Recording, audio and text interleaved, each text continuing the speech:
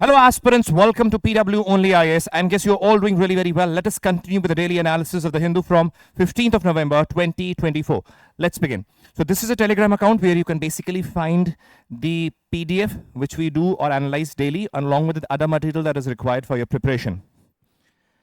So what all topics we have taken for today's analysis? From the mains perspective, the Bulldozer Justice, that was one of the articles in the editorial today, along with hate speech, page number 6.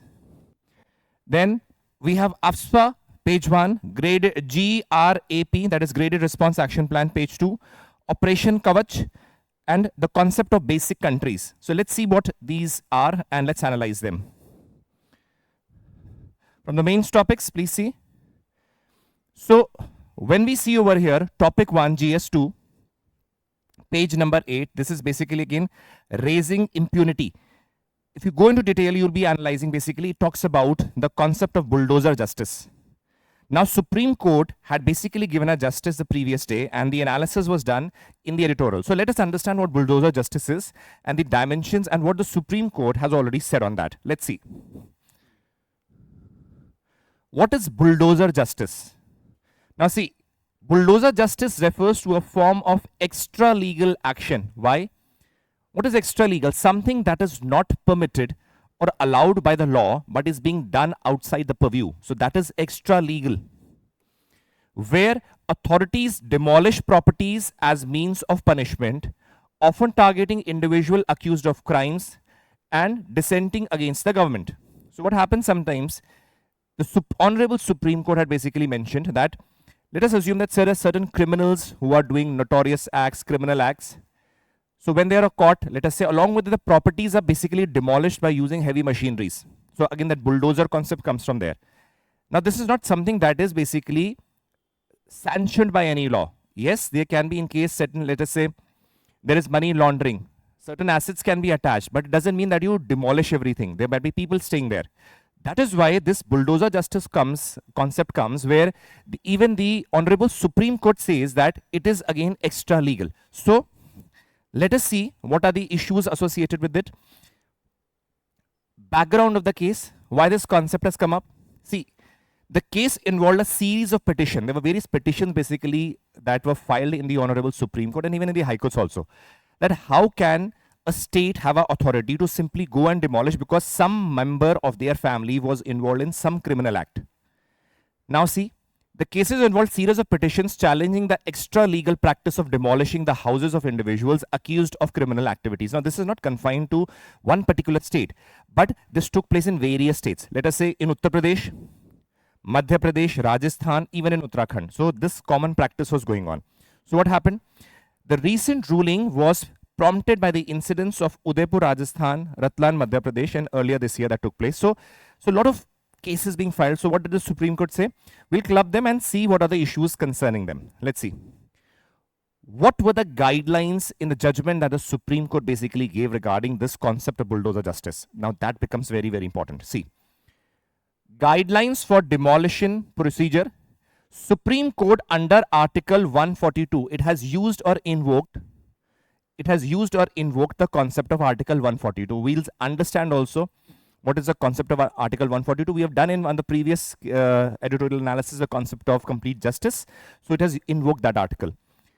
Issued nationwide guidelines to prevent illegal and retributive bulldozing of houses and private properties of accused persons by states. So again, in a way, guidelines have been issued where Article 142 has been invoked to prevent any such extra legal action that is taken by the government. What is Article 142? Now, Article 142 is a concept which basically is mentioned in your constitution also, that it actually deals with the concept of complete justice. Now, this is a very, very powerful article which the Supreme Court can basically use. What does it mean? It means that supposingly the legislature or even the executive are not, let us say, doing certain action, or something that should be done is not being done. On a way, justice is not being given to certain section of people. Supreme Court has the power to change any decision or give any judgment and that to be implemented for a temporary period. Supreme Court can even act as an executive or a legislative body in the process of giving justice. That means complete justice to an individual or a group. So that means this power has been used. Now, because do you realize that bulldozing is an executive action that is being done? Now, this had to be stopped because it was going against the concept of natural justice. And that is why the Honorable Supreme Court has said that we are invoking this article and this has to be prevented. Now, as we move ahead, demolition cannot be carried out without the show cause notice. That means you have to present the show cause notice and a proper duration has to be given. Now, what does the Supreme Court say? Authorities must issue a show cause notice via registered post to the property owner and post outside the building.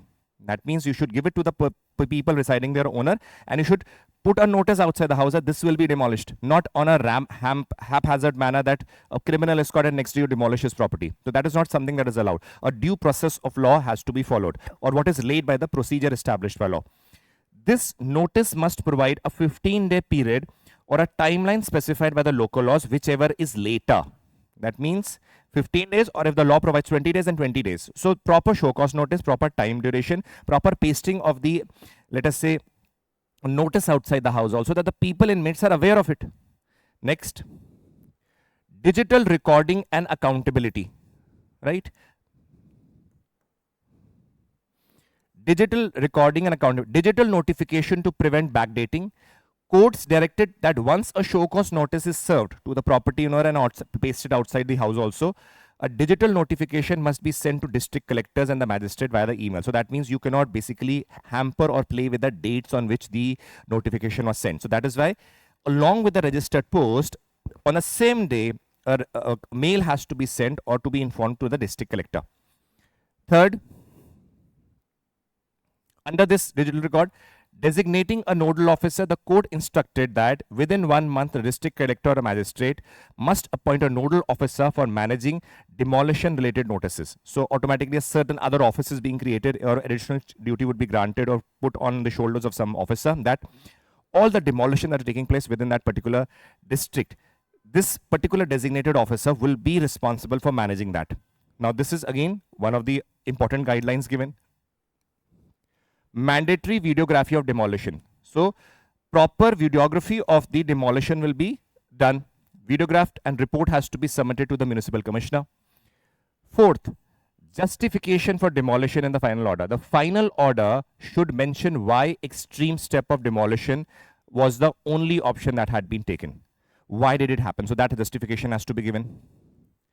Accountability and contempt of court. Officials who violate these guidelines face the contempt of the court and strict action shall be taken against them. They shall be liable for restitution of demolition property at their own cost. That means if an officer now, let us say after the Supreme Court has given the order, then if this, let us say district magistrate directs that, okay, this has to be demolished, then the onus of that demolition and again that repair or whatever be the expenditure that is caused on demolition, and what has to be given to the families in which the demolition has taken place would be borne by that particular office. So this is again a very positive step, because otherwise still the officers might misuse their power, right? Next is sixth, exception to the guidelines. The guidelines do not apply to unauthorized structures on the public land. This is again very important. See, encroachment is there, you have occupied government land. So that over there, this system or this mechanism will not work. It is just based on the private property only, right? Next, seventh, past demolitions not covered. So what the past demolitions have been done, they will not be covered. Now henceforth any demolition will not take place. It has to take place according to the procedure that has been laid down by the Honorable Supreme Court. Eighth, nationwide implementation. Now because it is an order that is given by the Apex Court, now every state has to implement this.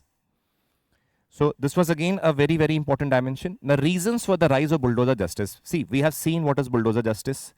We have seen what the Honorable Supreme Court has said or given the guidelines in its order. So now we are very clear that this bulldozer justice concept will not go ahead because it is against the procedure established by law, or against the concept of, let us say, natural justice, because you cannot blame the entire family for a crime committed by one particular person. If there is money laundering, then in that case, the procedure has to be done according to that law, not simply going and demolishing. This is what the Honorable Supreme Court said. But why is this concept of bulldozer justice is repeatedly coming up? Now see, this was also discussed in the court also. Political motivations, tough on the crimes. That means various governments see it from a very different perspective. They see it as a deterrence that they need to stop the crime. So strict action against the criminal, not only the criminal, but also the property can be taken. So that will deter the people from doing any wrongdoing. So a concept of an eye for an eye concept comes. That means stern action from the side of the government. That can be the reasons. Weak legal framework.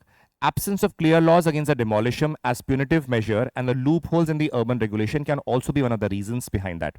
We do not have any laws clearly defining what the demolition, how, or what the standard operating procedure could be. Now, what the Supreme Court has given its order is the law of the land.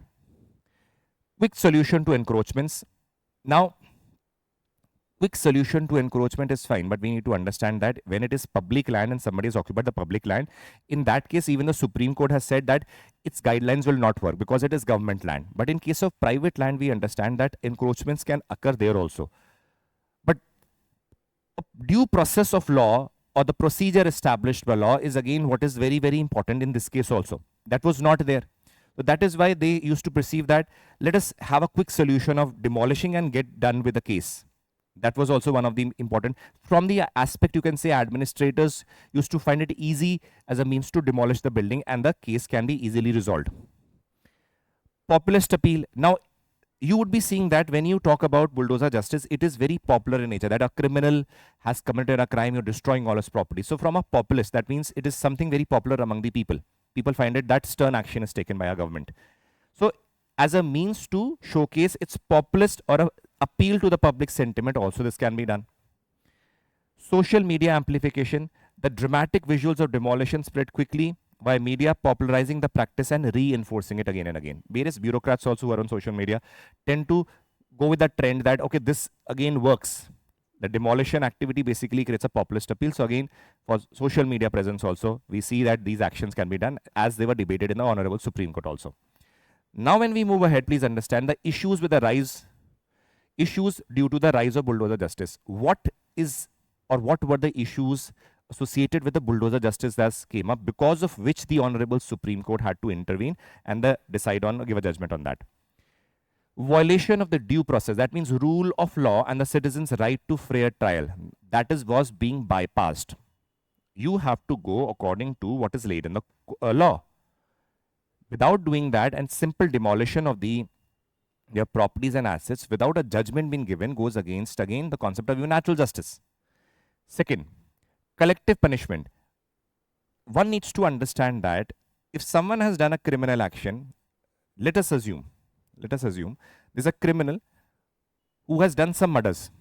Now he's a criminal, you arrest him, trial should go, you can be convicted, he can even be hanged till death or life imprisonment, whatever be the case. For that action, let us say he has a family of 10 people residing in the house. You cannot just destroy their house and throw them out of the house, the family members. That is what the Honorable Supreme Court says, that how come the concept of collective punishment come? Why the innocent family members are being affected? Now many will say, no, because they're family of the criminals. Remember, this is what is the difference between proper following of law and non-following of law. The law does not allow this. If you start doing something that the law does not allow, then there is no limitation. One can go to any extent. That is why law is there. It is law bounds not only the citizens, law also bounds the governments also to follow that process. That is why the Supreme Court, these are the statements of the Supreme Court also, that innocent family members are being affected. It is against the law. That is why extra legal aspects of the words came into being. Erosion of the trust in judiciary undermines the public confidence in judiciary when executive actions bypass the legal safeguards.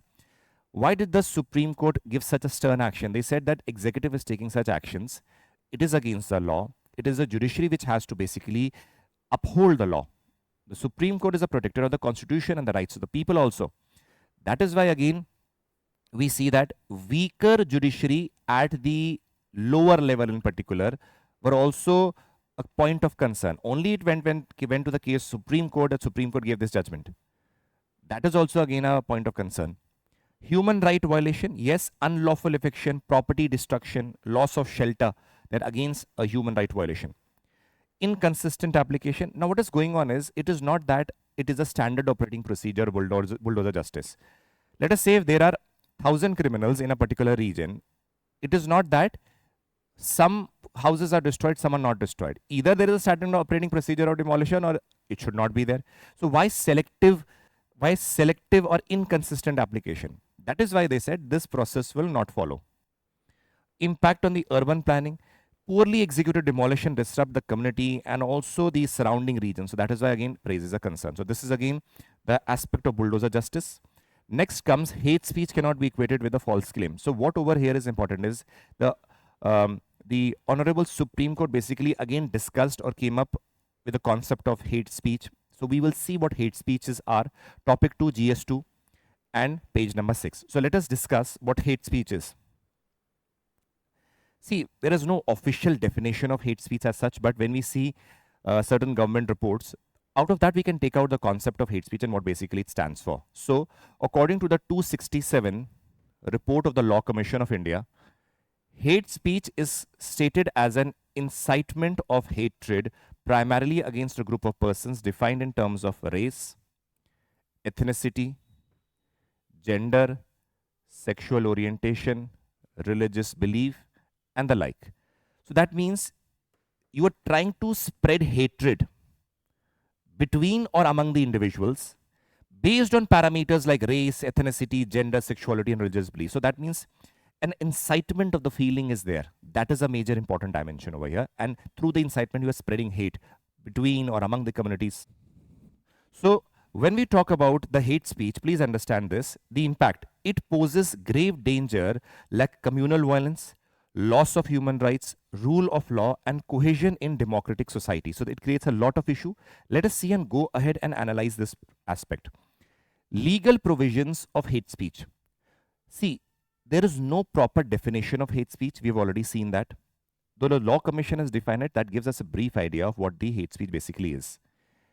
There is no definition of hate speech in a law. However, legal provisions on certain legislatures do prohibit certain form of speeches and exceptions are given. So with respect to, let us say, when we talk about freedom of speech, it doesn't mean that you can speak anything. So that is again a way of perceiving that you should not violate or misuse the freedom of speech. But directly, if you see, the definition was not given. That is why we use the definition of the Law Commission. There are certain provisions are also associated with that.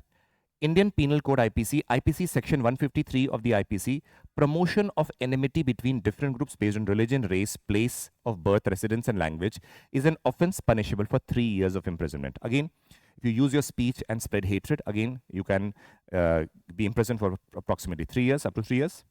Section 505 of IPC makes it an offense to make statements conducing to public mischief.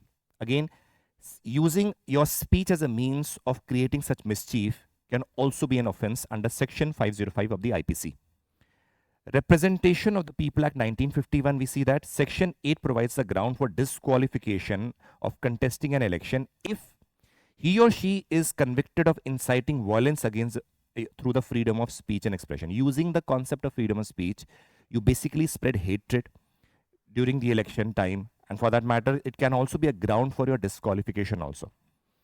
Protection of the Civil Rights Act 1955. Section 7 penalizes incitement and encouragement of untouchability. If you, let us say, through your speech or through any practice, you promote untouchability or say something bad on the basis of caste, then also severe action can be taken against the Protection of the Civil Rights Act 1955. Clear? If we move ahead, freedom of speech versus a hate speech. We very well know that Article 19(1)(a) of the Constitution guarantees freedom of speech and expression to all citizens. However, we should understand it is not absolute. What do you mean by absolute? It doesn't mean that you can say anything. No. There are certain restrictions that are imposed on that. That is why it is not absolute. It is limited. Reasonable restrictions can be imposed. That is why it is not absolute. Under Article 19(2) provides certain restrictions including defamation or incitement as an offense. This can be seen as a core idea which basically restricts the hate speech. Why?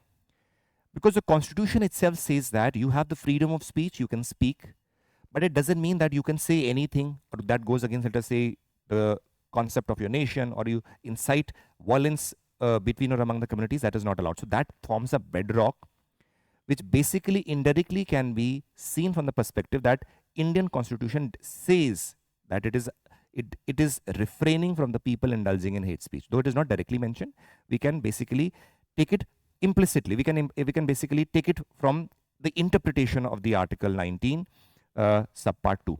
Now let's move ahead. Important judgments related to hate speech.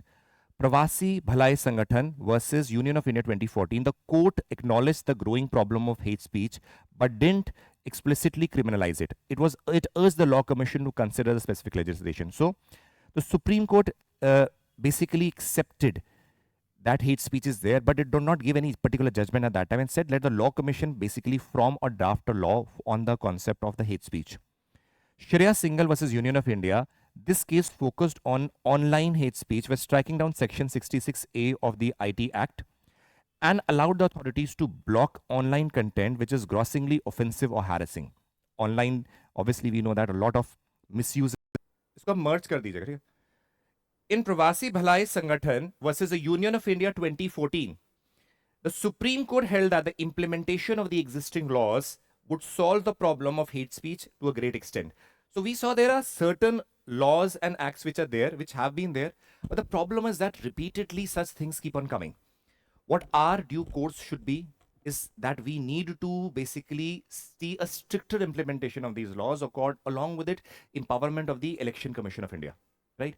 So let's move ahead. Challenges to hate speech. Defining hate speech. There is no universally accepted definition of hate speech. That is again a problem.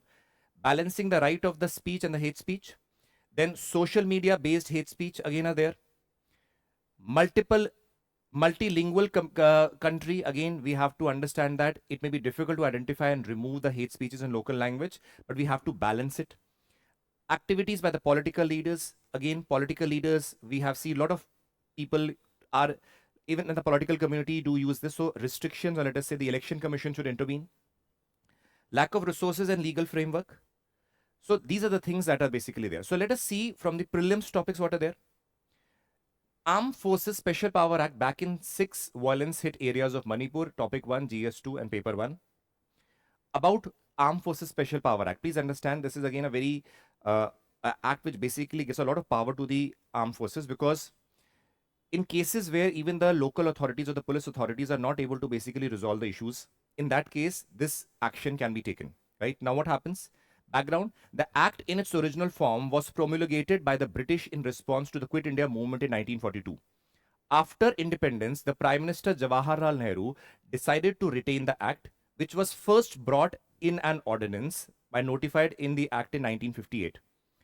Armed Forces Special Power Act basically provides for special powers to the armed forces. You very well know that the provision of martial law is also there in the Constitution.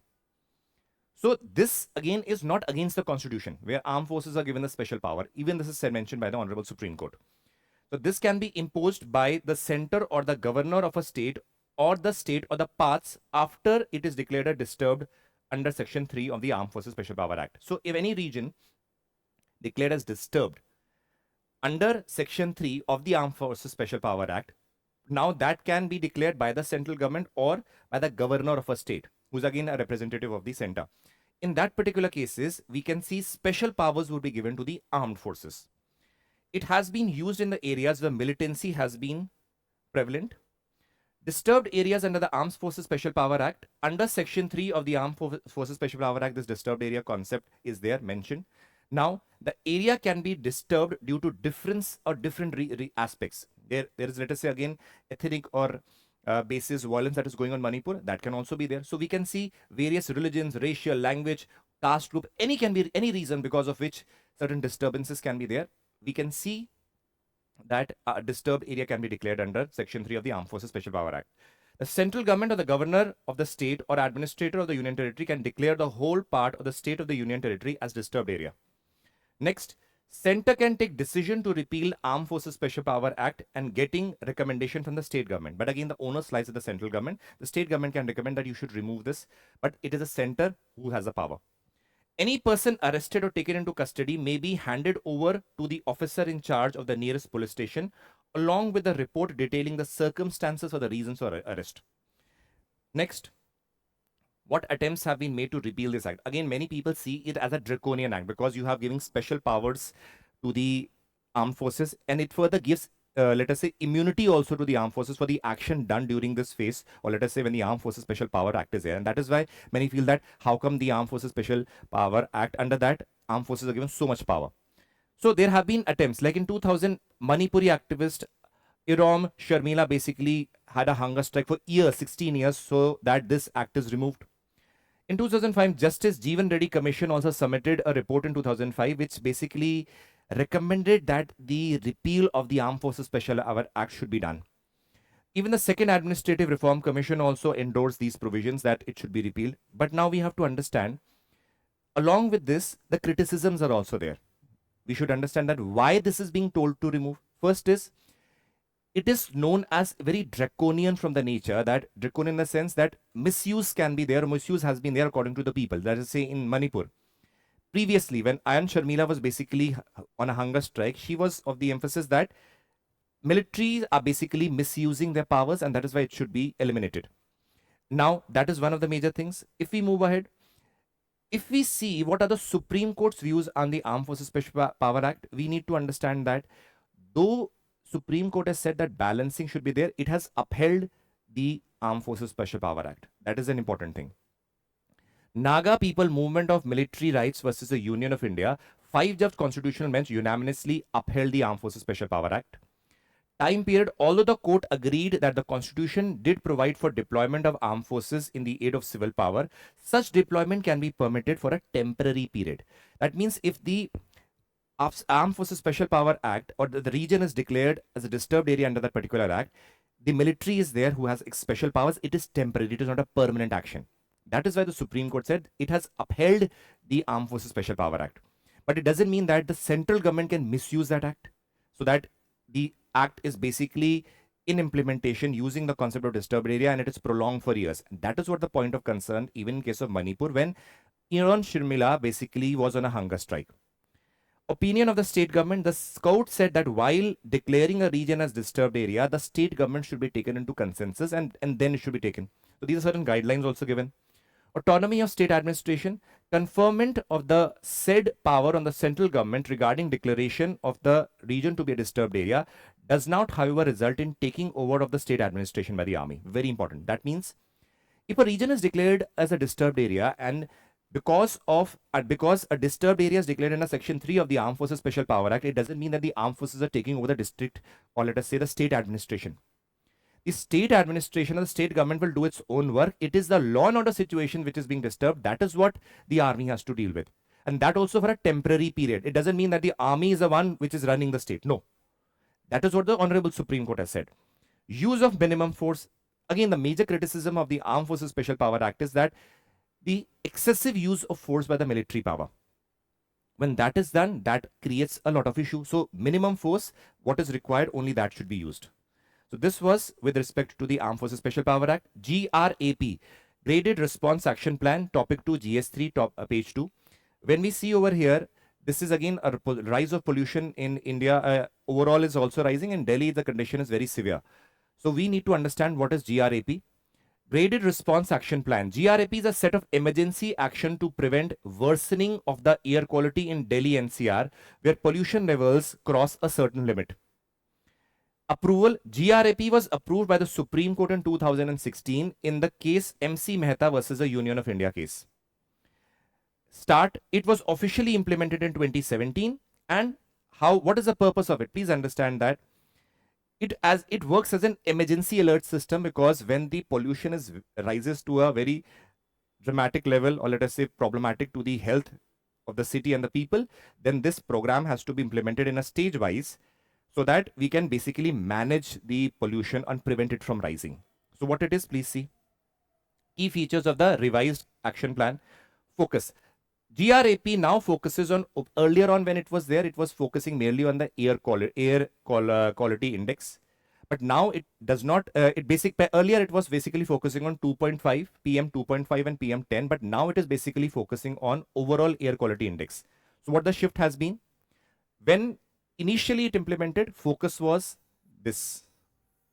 Now overall, because please understand, air quality index covers not only particulate matter 2.5 and PM particulate matter 10, but air quality covers in totality 8 pollutants: 2.5, 2 PM10, nitrogen dioxide, sulfur dioxide, carbon monoxide, ozone, ammonia, and lead. So because these are the reformed dimensions which we see that this have to be taken into consideration.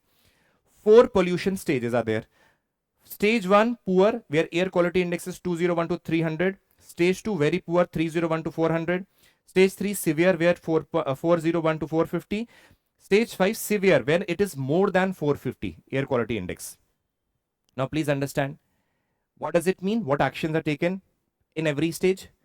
Poor air quality, enforcement of the National Tribunal or Supreme Court's order on the overage disease and patrol vehicles as per the existing statute. So that means the judgment that is given by the NGT over the curbs of the diesel vehicles and all will immediately come into force. Very poor air quality index, intensification of the remedial measures for predominant sector contributing to adverse air quality. That means where the hotspots are, where the regions where pollution are being generated more, action would be taken or they can be shut down also. Severe air quality, strict restriction on plying of BS3 petrol and for diesel light water vehicles in Delhi and in the districts of Gurgaon, Faridabad, Gautam Budh Nagar district will be imposed. Severe quality, that is stage 4, NCR governments might even decide to discontinue physical classes of the students and it can be declared a holiday. That has been done recently in the case of the NCR. So these are basically graded. Graded why? Because various grades and the level keeps on rising as you move ahead. Next, implementation.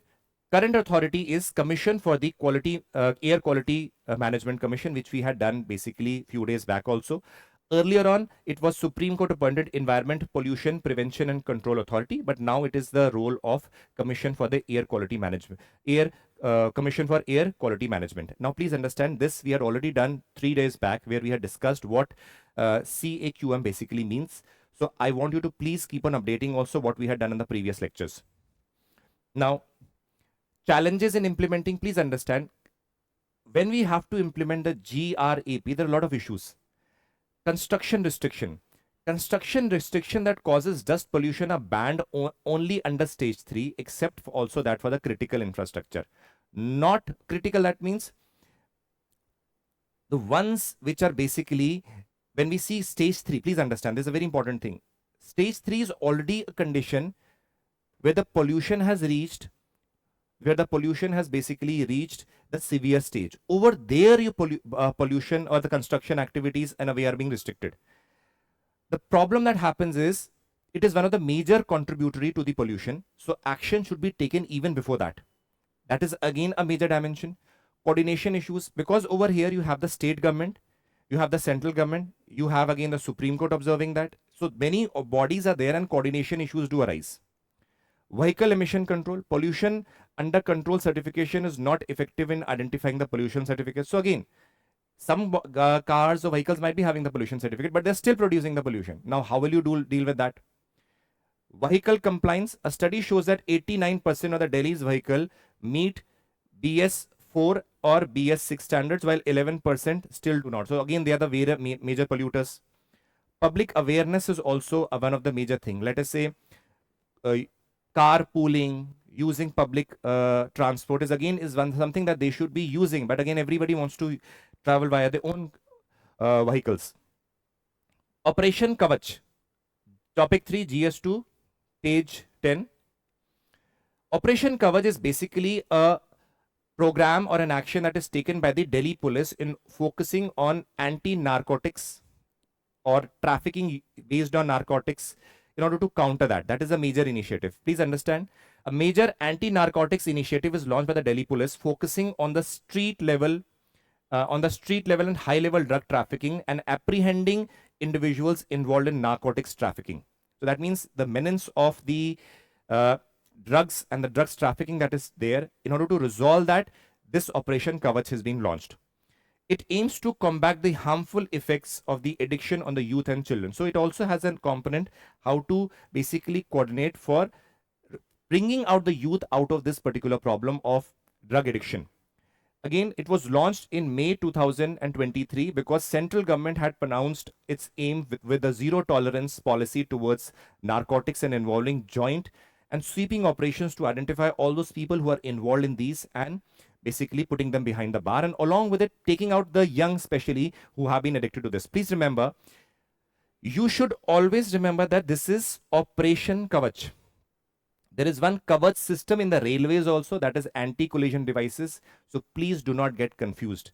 This is Operation Kawach, that is K-A-V-A-C-H. This is K-A-W-A-C-H. So both are different. Along with it, Kawach system is anti-collision device with respect to your trains. Over here, it is with respect to the trafficking of drugs and resolving the problem. Basic.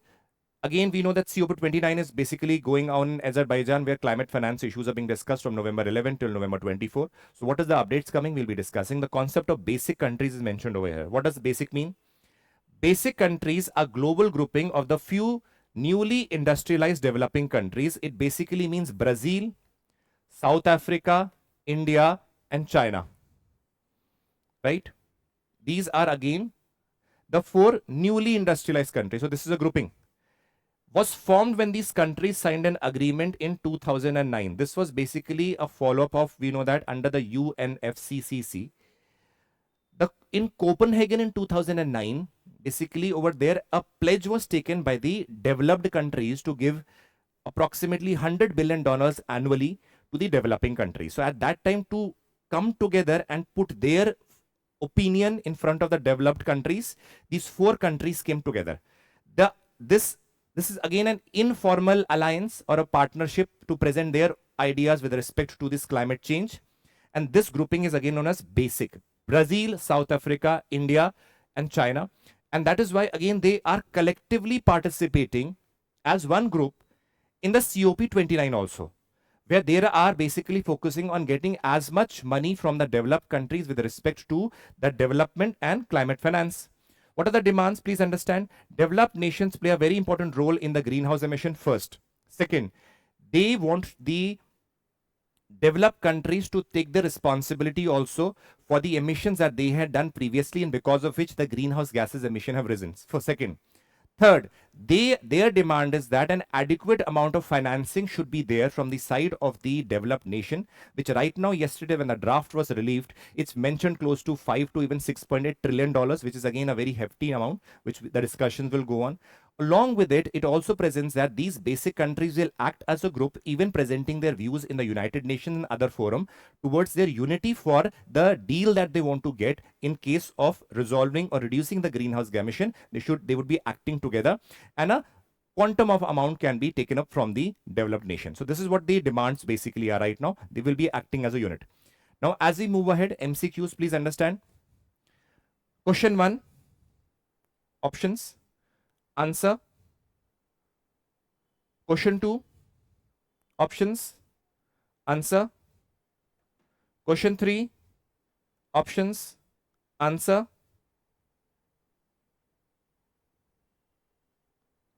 Question 4, options. Answer. Question 5, options. Answer.